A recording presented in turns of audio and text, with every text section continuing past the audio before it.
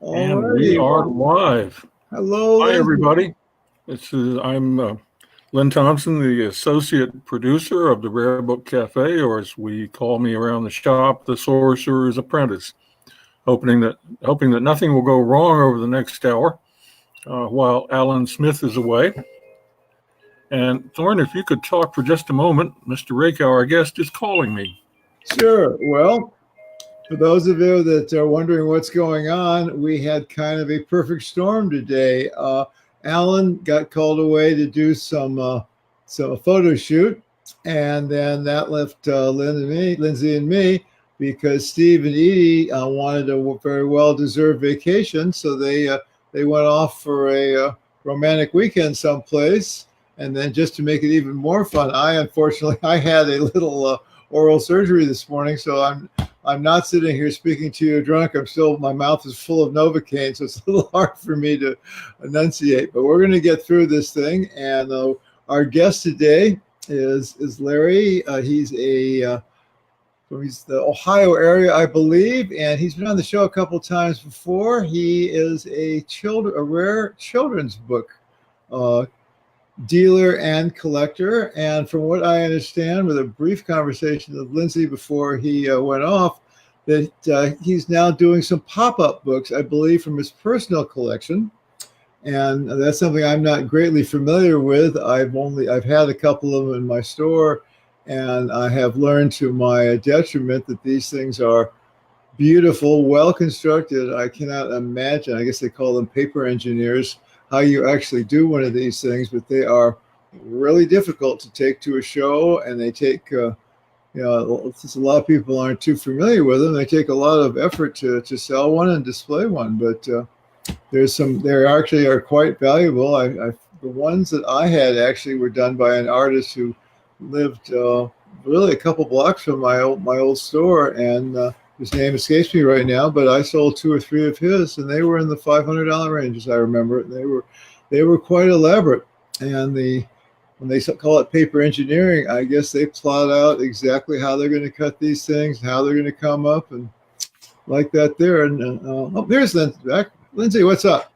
Well, you've met Thorne Donnelley now, so I don't have to introduce him. Very good. Jesse Smith is here with us, Todd Sommerfeld, Alan Smith, Jane Kahn, all friends of the Rare Book Cafe, and we're delighted to see you. Just as I said that I was the Sorcerer's Apprentice, our guest, Larry Rakow, called to say that BeLive does not work on Safari, which is the search engine he uses. So we're trying to get him set up on Chrome in order to be able to click into the show, but we have a while before we'll get to him, and we'll just press on ahead. Yeah, no problem. Things that you need to know. We're sponsored, as we are every week, by our friends at the Florida Antiquarian Book Fair.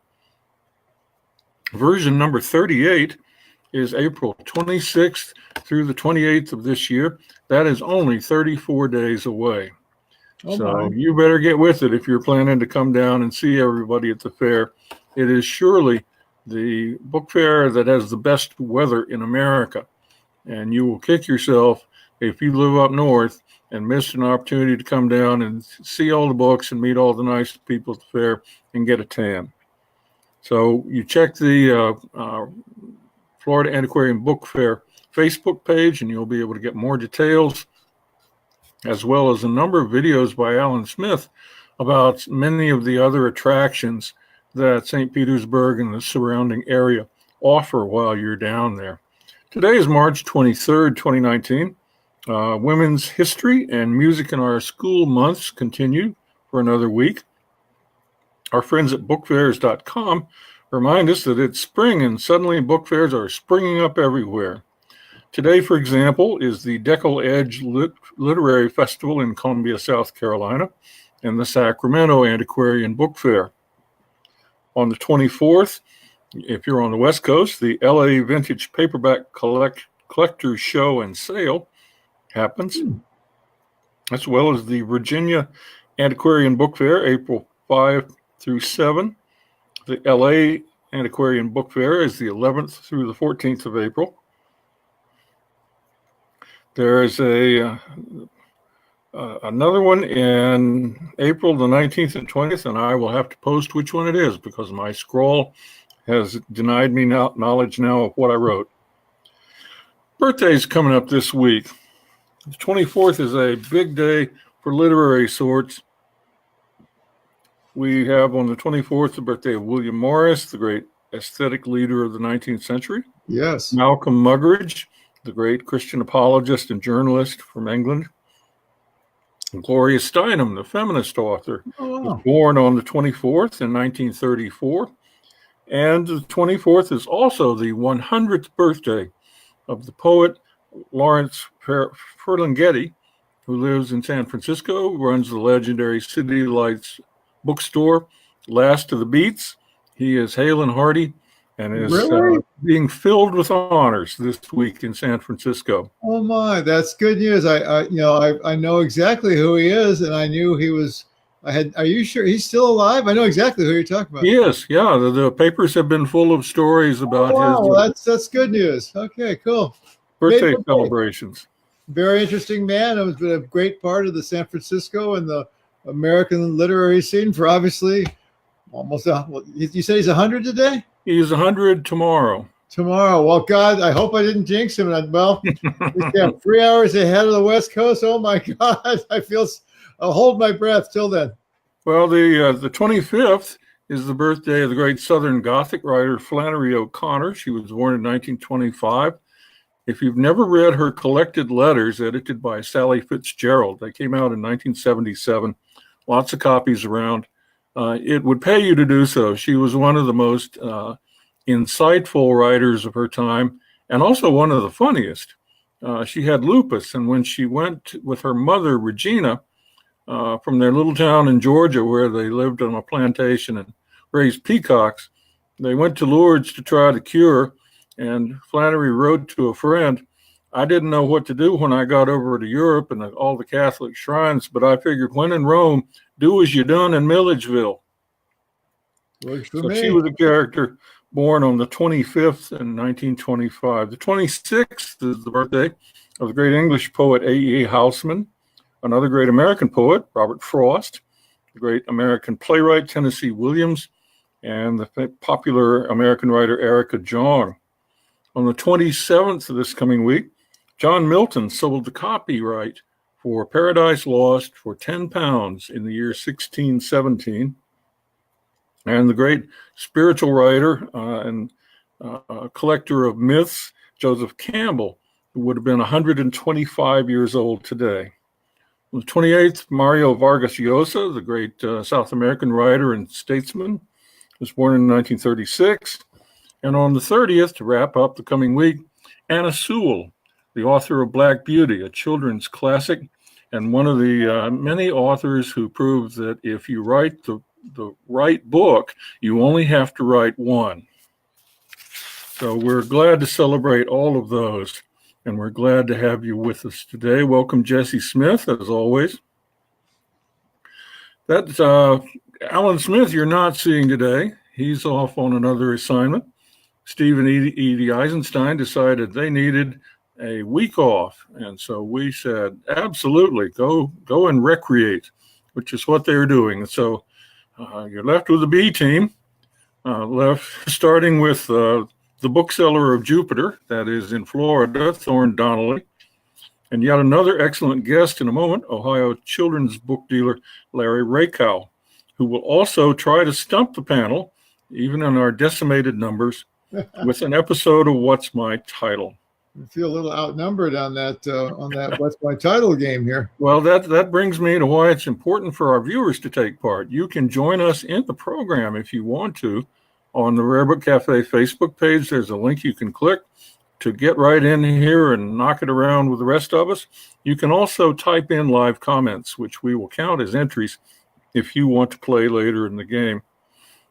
There's also, you can comment on anything else you like, and we'll pop them up here on the screen, try to answer them as best we can. Now, if you're looking at us on one of the repeater sites where we share the program live, yes, you're still seeing it live, but we will not be able to see your questions. We will try, however, to gather them all up and answer them later after the live show ends. Here in Chester, South Carolina, it's finally spring, and we are just thrilled to bits. It's sunny and 70, and flowers are out. Bulbs are up all over our broadcast campus at the historic Walker Mills Plantation. Thorne, I guess it's just another damn perfect day as usual in Florida. Yeah, you get tired of the sunshine, but every 20, 30 years ago it snows. But we actually had something very unusual happen here a couple of days ago. It's a beautiful day, and on my watch, I'm hooked up to the Weather Channel, and there's an emergency alert for flooding. And I'm walking my dog, and they're like, "There's a cloud in the sky," and I'm thinking, "What happened?" But apparently, between the high tide and the position of the moon and all that, even though there was no clouds in the sky, actually the way it just kind of happened to set up. There was some flooding damage a couple of days ago on a perfectly cloudless day. So go figure that one. Well, I guess that's one more weird thing about Florida. My first thought was Florida can't have hills big enough for water to run down in quantity, but I guess with you, it comes in from the ocean.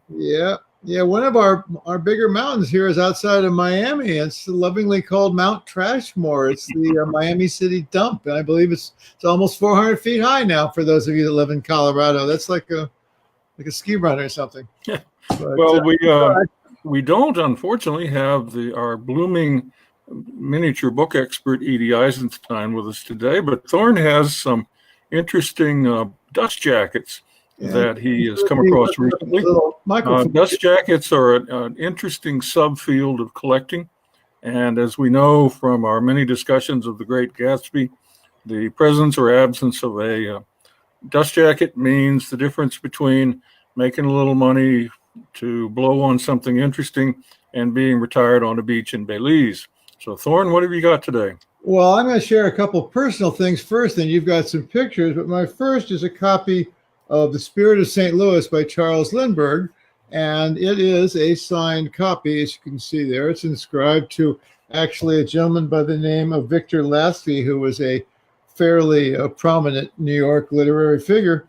And yet, as you can see here, my poor little copy is, I would give it, very good plus, but no dust jacket. But in this particular case, I have saved the dust jackets in parts. And I'm not kidding. Here is the front cover and the front flap. And it came to me this way.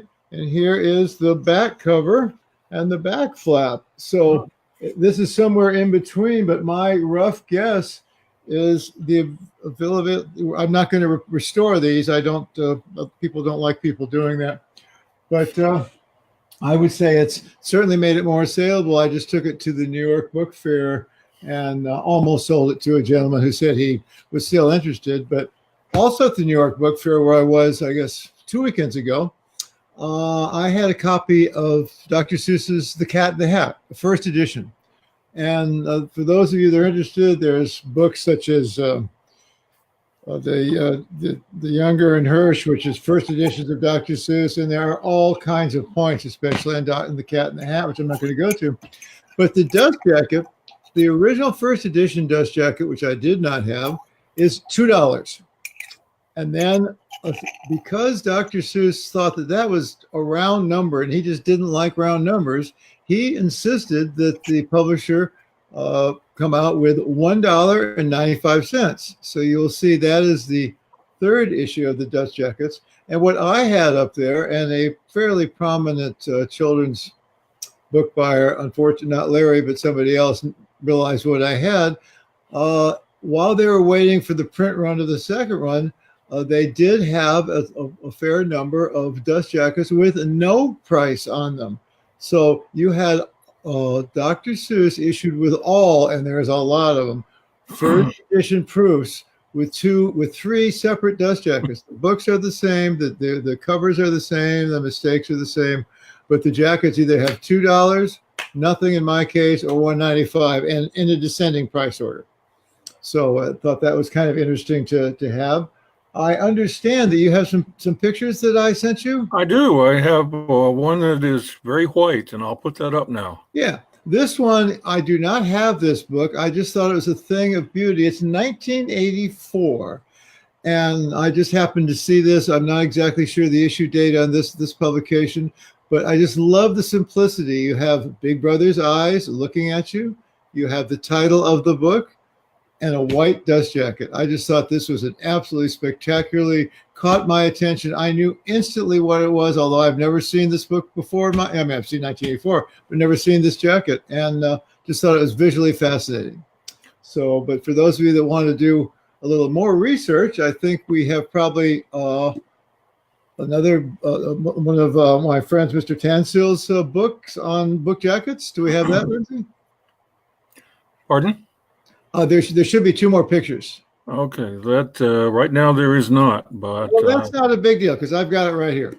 One of my friends, or a very famous gentleman, Mr. Thomas Tansil from the University of Virginia, his most recent book from the Bibliographic Society of UVA is this one right here. It's called Book Jackets. Oh, there's a picture right there. I'm sorry.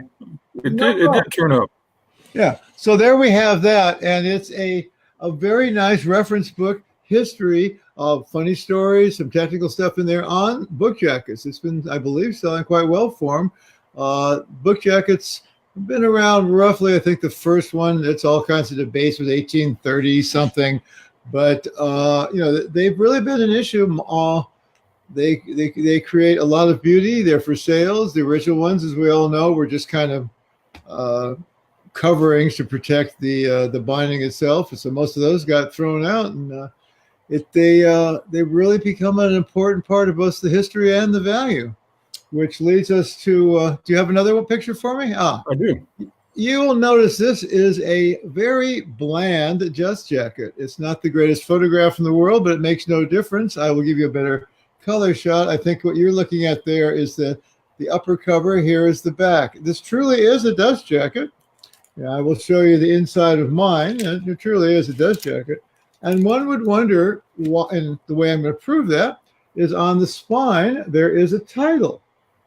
And the reason that perhaps this is a dust jacket that they did not take a great deal of effort in making it attractive and eye-catching, because the book is, in my case, a limited edition. I think it's one that's 100 out of 300 or something, is called Hints for Lovers, with such chapter headings as on girls, on love, on making love, on courtship, kisses and kissing, marriage and married life, the human heart, and it goes on and on.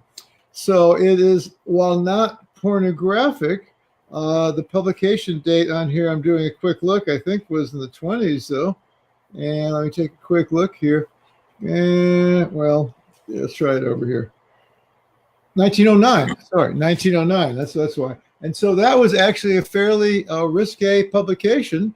So it has a dust jacket to protect it. It does, if you put it in your bookshelf, you're able to find a title, and with the author's name. So we're not doing anything really under the counter. But if you're a bookseller and you got this bad boy in the window, the police, nobody's going to say anything. So I thought I would bring one of my cherished pseudo dust jackets, but again. Before there were plain brown wrappers, there were plain brown dust jackets. Pink dust jackets, actually. And the other thing I was going to bring up is I sold a book a couple of weeks ago, Fluttering of the Lips, I believe it was, 1930s. Make a point that it had a beautiful dust jacket, which I literally had the book in my possession for a day or two. And the gentleman who bought it sent me an email, requested that he would pay my asking price, but he asked if I would wait for 7 days till he got paid again.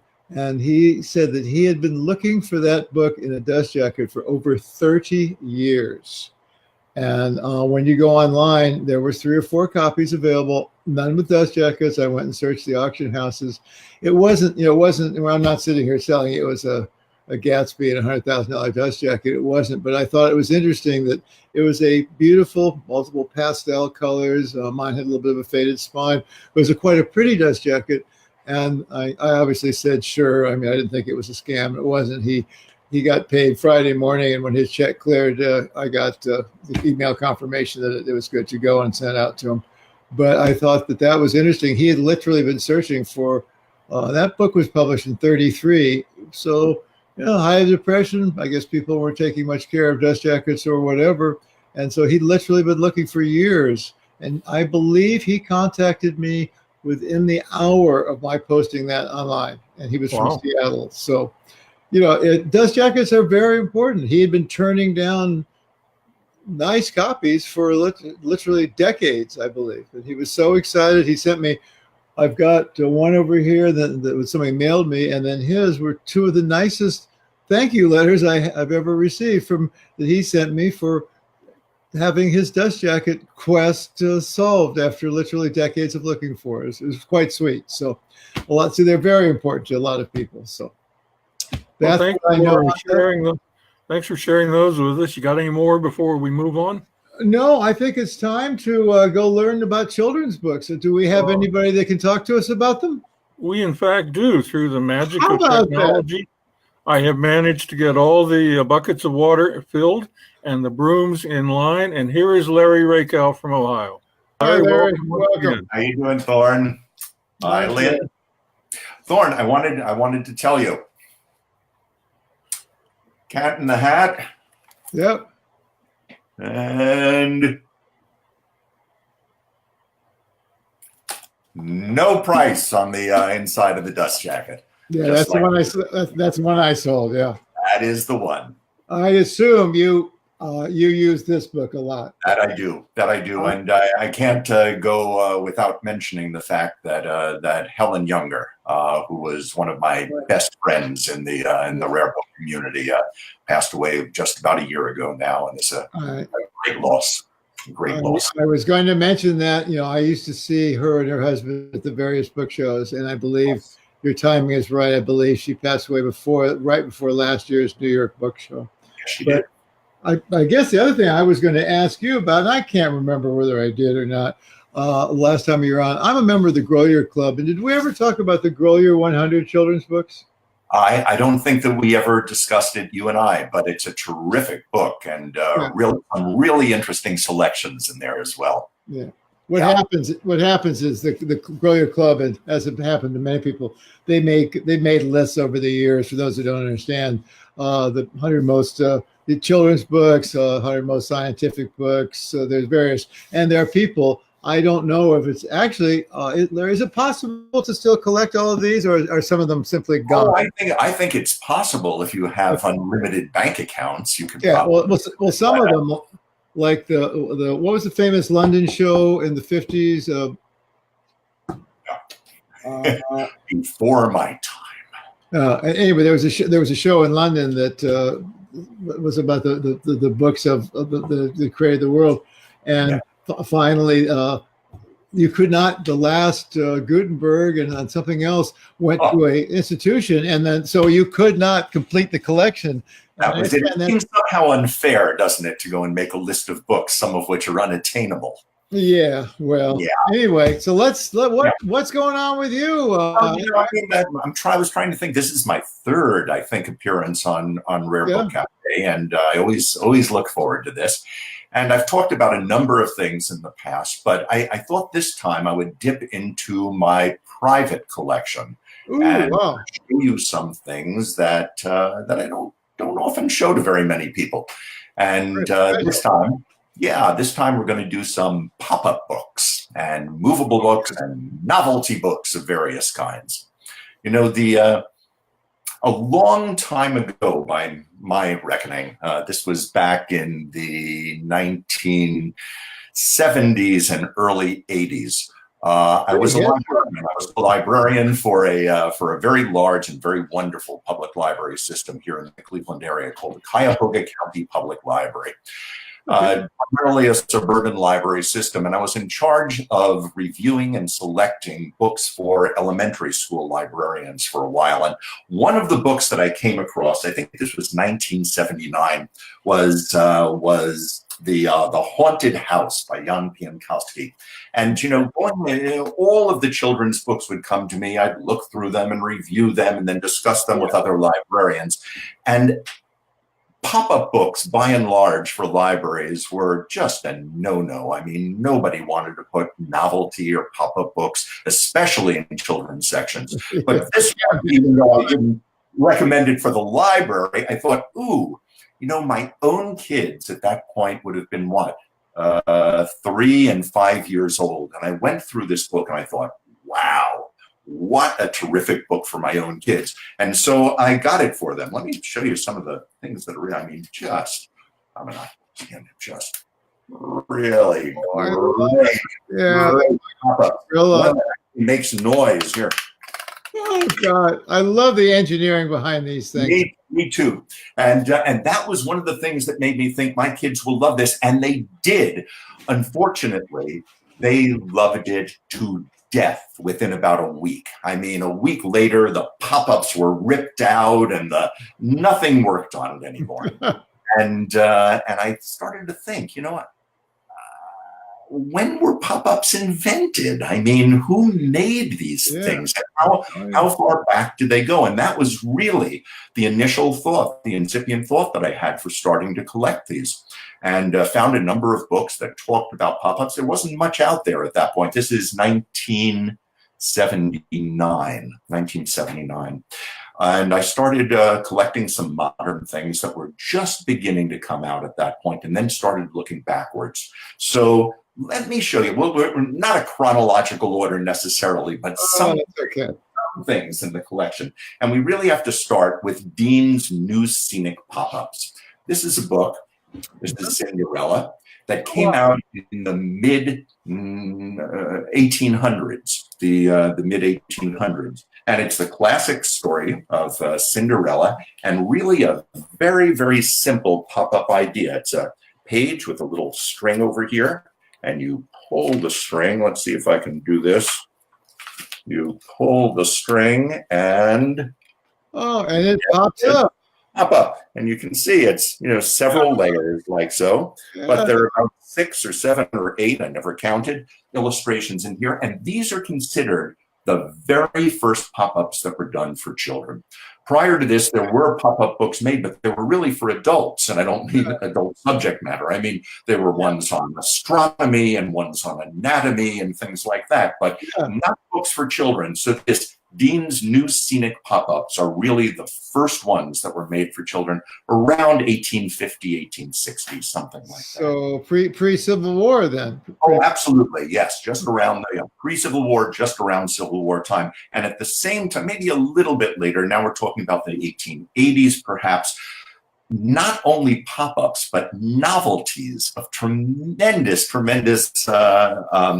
ideas came along. I love this book. This is also from the London publisher, Dean and Sons. This one is Dean's New Dress Book, and it's little Rose Merton, the orphan girl. And Rose Merton goes from just absolute abject poverty and works her way up through the social order until she becomes just a princess. And what's remarkable about these illustrations, like so, and I'm going to bring this one, is that all the clothes in these are real clothes. They're real fabric. It's not illustration, it's real fabric. So she is dressed in each one of the illustrations in real clothes, which is, you know, astonishing, more astonishing that, you know, 160 years later, they should still be there. And this is one of the things that amazes me about pop-up books. You know, I'm not going to put down any other kind of book collecting. I have infinite interest and wonder at anybody who collects any sort of books. Sure, myself. But you know, if you take, let's say you're you love supernatural or science fiction, and you're collecting first editions of Stephen King's books, let's say. Well, I mean, that's all well and good. You read it once, you put it up on a shelf, it's going to stay there. Perhaps a year later, somebody is going to come into the shop and say, ooh, a Stephen King book, a first edition, and go and pay for it and take it. But it's a book to be read and then put aside, hopefully with a dust jacket. Yeah. These are unbelievably intricate, delicately engineered items that were given to children to play with. Somebody, the author had a death wish or something. Absolutely. Why any of these should still exist, I'm not talking about 140 years later, I'm talking about a week later, is an absolutely amazing to me. So, that's something like this. All of us are of an age that we remember, the Valentines that used to open up and there would be sort of a honeycomb sort of thing inside. Well, this is Cinderella. It was made around 1890 or so, and the same sort of thing. Oh, yeah. Oh, wow. Beautiful.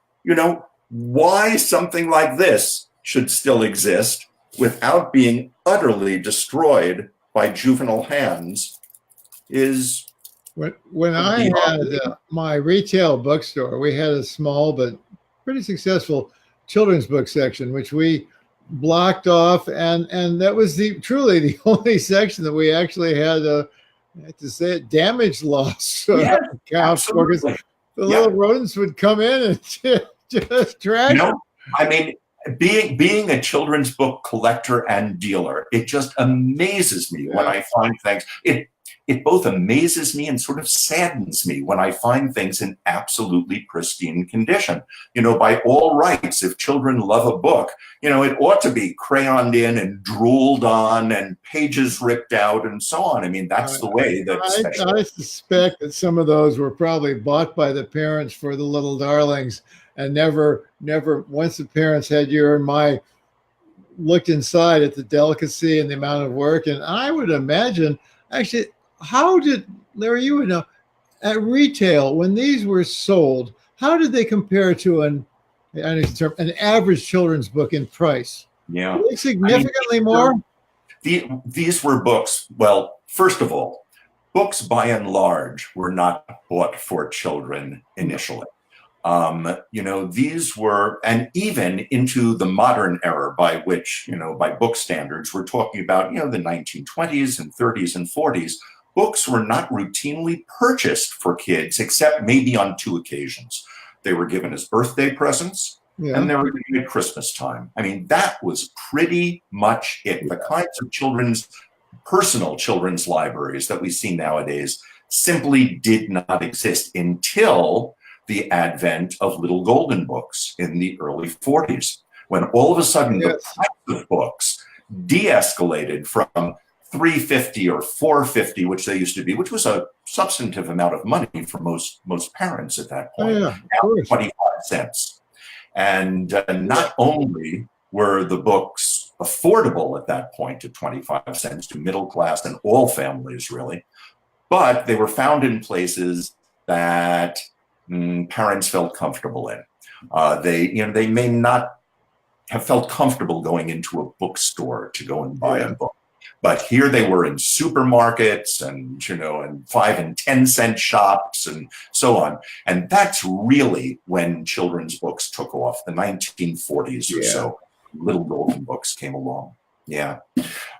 This is something that is absolutely astonishing. The title is in German, and I don't read German, but I do have American versions of this book. It was imported and actually sold through major toy stores in New York City. Okay. In English, it's the Speaking Picture Book or the Talking Picture Book. And what it has is a series of wonderful chromolithograph illustrations of various animals. Here, this one is the goat, and on the side there are these little ivory knobs and an arrow over here that points from the picture to a particular knob. This one is the goat. How wonderful! Like so. My favorite one, let's see if I can find it. Oh, is the cuckoo. Listen to this. Listen to how wonderful this is.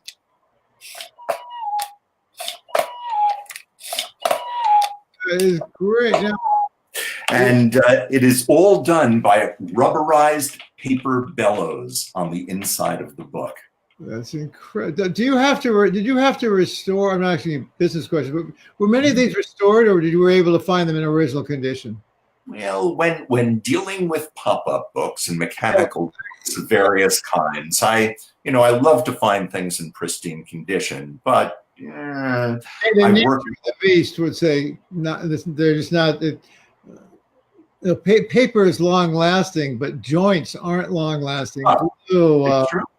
Those elaborate, the one you showed me where the women's dresses were actually made of fabric. I mean, that's just so I can imagine the one you just showed us, those little horns or however that worked. That's not a. I have found this book in restorable condition and work with an incredible conservation person here who is just terrific at putting things back into tip-top condition. So what I've learned over the years is how bad a condition a book should be in order to restore it well. There is a line that I don't cross. There is a line that I can't cross. In terms of 19th century movable books, the big name that everybody looks for is Lothar Meggendorfer. This was a guy who was a German Austrian and who devoted his entire life to making children smile through extraordinary movable illustrations. And very fortunately, I have a number of Meggendorfer books in my own collection. This one just happens. Each one usually has comical illustrations of various kinds. This one I really love because it's just an animal book, like so. And this one, as were many of Meggendorfer's books, imported into the United States and have an English text. Originally, they were in German. Once again, I'm going to have to be real careful doing this, but this one I really love, of the birds here. And there's a little tab down on the bottom. Yeah.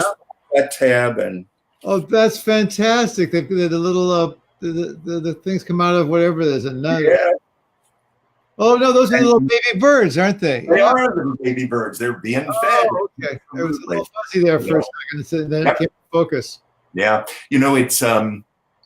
it's unusual to go and find Meggendorfer books in really fine condition because, once again, I mean, these things are just held together actually with little metal tabs that he. Yeah. And most of them over the years have just fallen apart. But once again, worth restoring. They're remarkable if you can find them. It's such an interesting part of our human culture and history is, children, we all were, and maybe some of us, they say you go back to it as you get older. I'm thinking it might be kind of nice, but, it's a huge part of our history as a species, if you will. And I think part of my concept of being a book dealer is I'm a custodian and keep it going. I turn green when I have to just throw a book out or people just pitch them or whatever. And I have a tendency to save. Here's an example for me. It's not very good, as you can see from here, but here's the free end paper coming apart.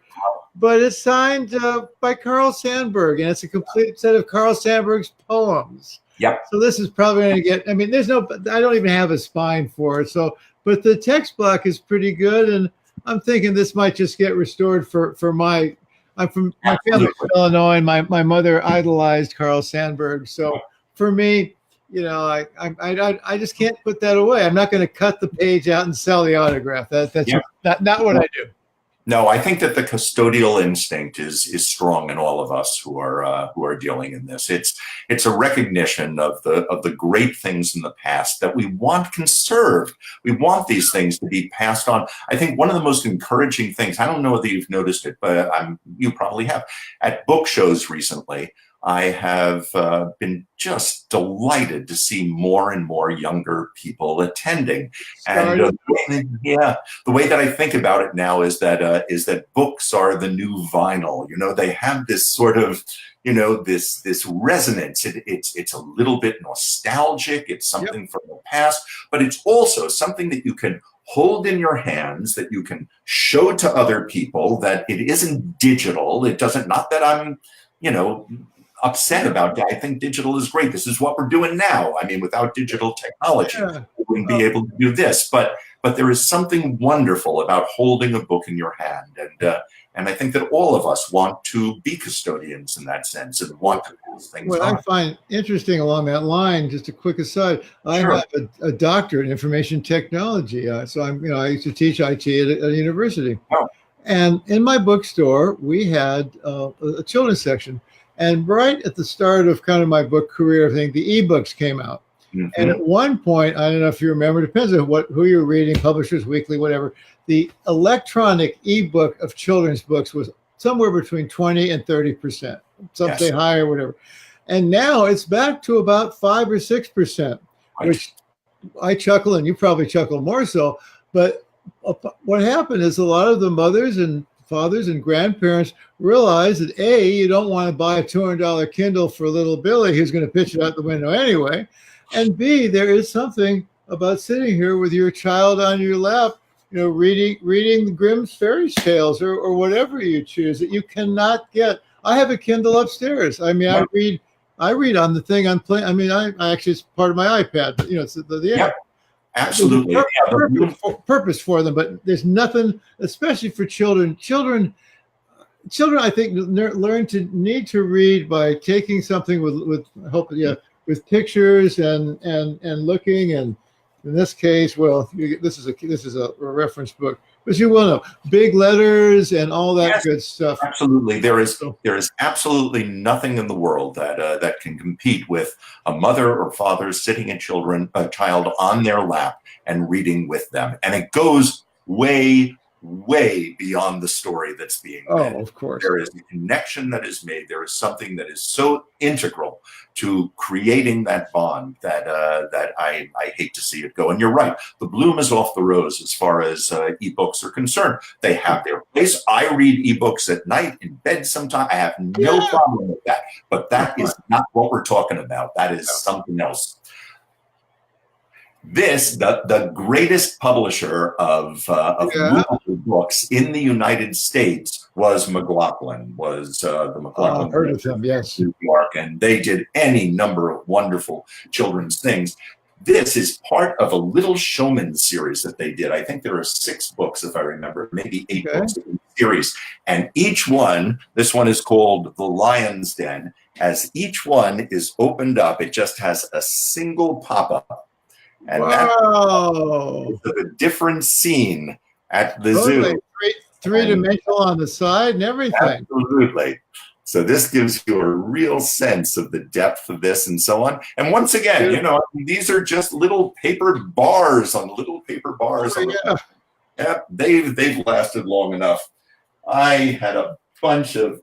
What I'm going to do, let me talk about some modern things, because these 19th century. It's fascinating. We love having you talk about that. I'll shut up.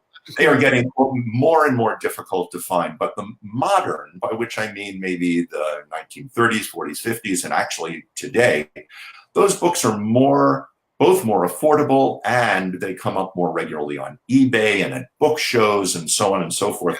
One of the great series was done by a Blue Ribbon Books and out of Chicago. And they were amongst the first to realize the both importance and mercantile value of popular culture. And so what they did is they went to the comics, and they found a bunch of comic book heroes, Tarzan and Little Orphan Annie and Buck Rogers and so on. And they issued pop-up books for each of them. This one happens to be the Flash Gordon. And so this has crossover appeal as well. I mean, for anybody who's into either comics or science fiction or fantasy or so on, goes well beyond just children's books. But they did the same 3 pop-ups would appear in each book. One that is so cool. One right in the middle. Oh, the series had that. Oh, wow. Okay. And one inside the back cover, like so. That is gorgeous. Yeah. And marvelous space there. These you'll find around, certainly at book shows. This sort of stuff shows up, and any number. And they also were amongst the first, not the first, but amongst the first to work with Walt Disney, so that This one is not here. This is the full-size book. This is the little mini that they have. This one is a pop-up Mickey Mouse, the olden days. And this, as opposed to having 3 pop-ups, just has one, like so. But it's the Magic Kingdom with the mouse. That's right. It is the Magic Kingdom, and but this time in the 1930s, like so.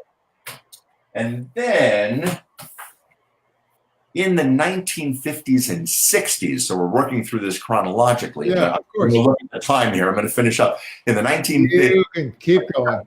In the 50s and 60s, behind it, what was then the Iron Curtain, there was an incredible guy named Wojtek Kubaszta. And he worked primarily for the Soviet bloc and created these, but they were so remarkable that they were then sold for worldwide distribution to Bancroft in London. And he issued a series of what were called 16 panoscopic pop-ups. And there's a reason that I really just love these books beyond their artistry and wonder. But this one, for instance, is, what's the name of it? Tony the Circus Boy. Oh, Tony and the Circus Boy. They all have very colorful covers like this, which are really attractive. And then go through some of the most wretched storytelling in just really grotty newsprint. I mean, there is absolutely nothing. Here's the back part, and like so. You could go through this entire thing and say, so, you know, inside the back cover, like so, if you open it up, that's where they put their effort. You get this absolutely remarkable full color pop-up. And he did, once again, 16 of this sort of book, as well as any number of really extraordinary other pop-up books in other formats. Amongst the best of them were a series called Tip and Top, like so. They have incredible adventures. This one on the moon, which is a little prescient before the moon shot. But once again, really just... Oh, wow, that's cool. Just whoops, come on, chicken. There we go. There we go. Got the astronauts, the spacesuits there, yeah. And what's amazing about this, when you start to actually look at it from an architectural point of view, is that all of this is cut from a single piece of paper. It all lies, you know, if you go like this, absolutely flat. It is all made from a single piece of paper, like so. It was explained to me how that works. And it's way above my grade. Thorne, I cannot even begin to tell you the artistry and conceptually how people can go and figure this thing out. Although we are now, you know, it sort of goes in cycles. We are now really living in a golden age of pop-up. I mean, there are people now who are producing things as remarkable, or in some cases even more remarkable than what we've seen. You know, I gave a presentation. Well, it must have been about a year, maybe a year and a half ago, to the Rofon Club here in Cleveland, one of the oldest book collecting clubs in the country. And it was announced that I was going to talk about pop-ups. And I cannot tell you the number of people that came up to me beforehand and said, you know, I have a pop-up book in my collection. It's a it's a pop-up Kama Sutra. You know, have you ever? Really? Yeah, actually, I think I have 2 copies of the pop-up Kama Sutra. Funny. People always say, you know, are there pop-up books for adults that are made? And they're here. This one is one of the most notorious. This is I am not going to open this book on, even though we're on cable. I'm not going to do it. Okay. This one is the pop-up book of sex. Believe me, it is about as educational as any pop. What date is on that book roughly? What time period? Let me see. Oh my goodness. If I can. Is it an American book? It is. It absolutely is an American book. Harper. Harper? Really? Harper went and did this. And oh, here we go. It was first edition. Come on, Larry. 2006. So, you know. Oh, so very recent. Okay. Really and is it still in? I gotta ask. Is it still? It is not still in print. No, and copies of it have been going up and up and up. Absolutely. This one is one that I'm sure you've come across at one. Although it was issued in 2 formats. This one you won't be able to really see, but it's a lenticular cover, which is. Oh really, yeah, I can see it. I can see it. Yeah. This is the Andy Warhol Index pop-up book. Oh yeah, Uncle Andy. Yeah. He did everything. Yes, and in addition to a record that's inside and any number of other interesting things, it has several pop-ups. The most iconic one being a pop-up. Oh Lord! Oh my God! So we have this, and this, of course, also is an adult treatment. Yeah, of course. Andy Warhol marketing. Didn't he, outside of Marilyn Monroe, didn't he also do the Campbell soup can, as I remember? He absolutely did the Campbell soup cans, of which that's a tribute, I think. And what's interesting on this, although this is, just the kind of thing that was whispered when it came out, in the back of the book, there's actually a place where there are several just innocuous tabs that are marked, and it says "tear me off" and something like it's just a white sheet of paper that says. And the scuttlebutt was that there were actually LSD tabs. Lord! But I've never tried the ones that are in this book, so I can't say for certain whether that's or not. And as I said, we were living in an amazing time of pop-ups, and I'll just mention 3 things and finish them. Please, it's fascinating to me, and I'm sure our audience too. I'm going to mention 3 contemporary paper engineers who are doing absolutely remarkable work. And anybody who has any interest in pop-ups already knows these names, but for those of you who don't, we'll just take a look. The first one is Matthew Reinhardt. And he has done great things. He also has a love of pop culture, and he's done Star Wars pop-up books and Transformer pop-up books and so on. This one I like because not only do I like the Jungle Book, but it also has what is rumored to be the tallest pop-up that's ever been created in a book. And I'm going to move back a little bit and just. And is that off of one piece of paper? One piece. Well, I can't say it's one piece of paper. It may be more than that, but it is it's still amazing. I mean, like so. It is really cool. Another that folks should be familiar with is David Carter, who has done a number of books that are of adult interest as well, in the sense that they are really art books more than anything else. Children love them, but as an adult, I think these are just amazing. This one's called One Red Dot, and what he's done is made a number of constructions, and the idea is to look through the constructions and find the one red dot that's in them, and I can just beautiful sorts of things. Oh, I got it. Because we got black dots, yellow dots. And then, each one, this. I got the red one on that one. I saw that. This spins around. So. Yeah, these are, my family's in the printing business. And I just know that. And we do books since 1860, actually, but I work for them for one summer, and so I'm a little familiar with the printing processes. Yes. And the manufacturing process for one of those books would be crazy. The way in which these have been constructed since the modern age of pop-ups came along, the way that they've been constructed is that the designer, that is the paper engineer, works out all of the mathematics, how things fold, how they come up, how they go down, and then all of these individual pieces are die cut. They've created die cuts for them, and they're sent off to a third world country. It used to be in, I think, Colombia. Then it was done in Singapore, and then it was done in South Asia. and they have numerous workers, most of them women, who actually go and put the glue down and put the pieces together and because in order to do that and to keep it a reasonable price for people, especially in the United States, that has to be relatively low cost. And a lot of those places, the wages are going up, and it's making it more and more difficult to kind of pop up. Good for them, bad for us. But it's crazy. But it's created a real problem in the pop-up world. One of the last things I want to mention. Please do. You can keep going. I'm fascinated. Okay.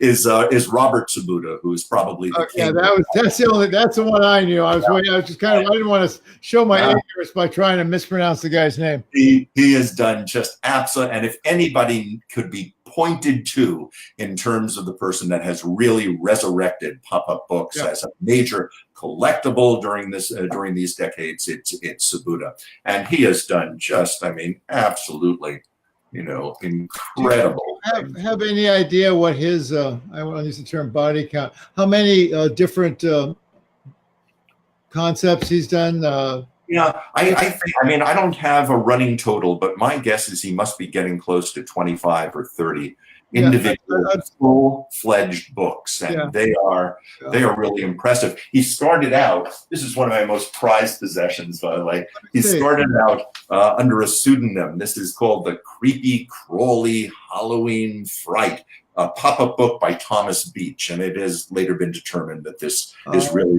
Robert Sabuda, but a very early Robert Sabuda with really early, not incredible pop-ups. Well, still, it gets the message. That's a great ghost, though. I like it. Well, I'll tell you about this great ghost, because this is the thing that did it for me. I came across something, and I couldn't believe it at first, but I have verified it since then. And that is a complete set of these, which are marked Creepy Crawly Halloween Fright, Sabuda, page 2, for instance. And this is Robert Sabuda's working pop-ups when he was creating this book. Kind of like an artist proof or something. That is exactly. This is what he made in his studio when he was considering making the book. So what this page, those are fantastic. This page would look like once he did it. So I'm really happy about that. Another wonderful section of the wonderful world of books. It is. It absolutely is. I think, who's that? The Sorcerer's Apprentice is back. When you got a good thing going, you stay out of the way. Oh yeah. But I want to thank our guest today, Larry Rakow. As always, that was beautiful stuff, Larry. Thank you. My cornucopia of wonders he's shown us. Unfortunately, we're out of time, but happily for Thorne and me, there's no time for What's My Title, which we would lose. I am just guessing. I could dig it out of the trash. I wrote down. Was it cat? No, I put Cat in the Hat. Okay. There we go. Okay, I was going for Cat in the Hat. Okay. Well, Good Night Moon's a pretty good one too. So thank you, Lindsay. We're delighted all of our viewers could join us again today. Thank you for your comments. We'll be back next week at 2:30 Eastern Daylight Time for another hour of Rare Books, the only live internet show of its kind. As Alan Smith says, the subjects are priceless and the talk is free. In the coming week, please support your local independent bookseller, whether he or she sells rare books or used books or any kind of book. They deserve your support and your patronage. And after all, nobody, as was said earlier today, nobody but a bookseller can sell you books like the ones Larry has shown us. Certainly not people who sell e-readers. So thanks again, everyone, and we'll see you next week. Thank you, gentlemen. Thank you. Thank you. Bye-bye. Bye-bye.